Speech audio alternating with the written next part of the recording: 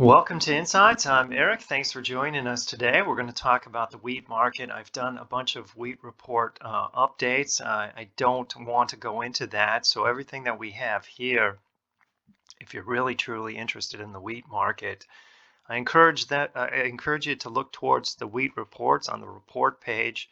We go and talk about things in far greater detail than we're going to talk about here.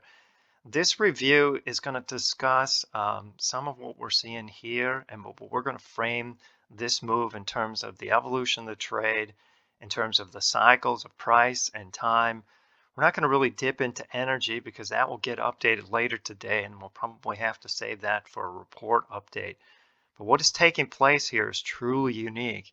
I want to leave this part of this open as we talk to encourage people to not get tied up into the rhetoric or the fear and the emotion that's taking place, and learn to read these markets based on cycles and extension, and to understand when trends are getting strained.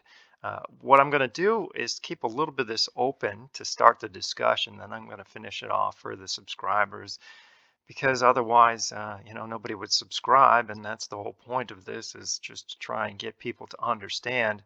If this was garbage information, I would dump it onto the internet. There's plenty of that, but it's quite useful, and I just want to encourage people to take a different perspective, especially in the grain market.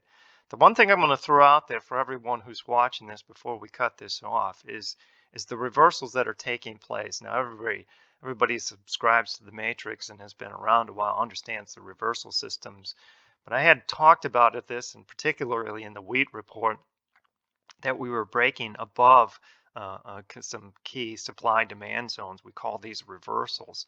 And inside the distance between here and the next zone was a very large air pocket.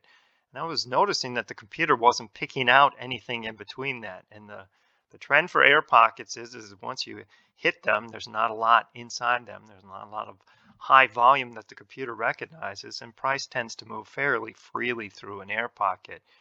And this is exactly what we're seeing. This might be a very fast example of it, but this is a very good example of an air pocket nonetheless. An air pocket slams up higher. It usually takes a little bit more time than this. This might be the extreme example, but it is still an air pocket, and we don't get to the end of this air pocket on the WEAT or the ETN for wheat until we reach this zone right here.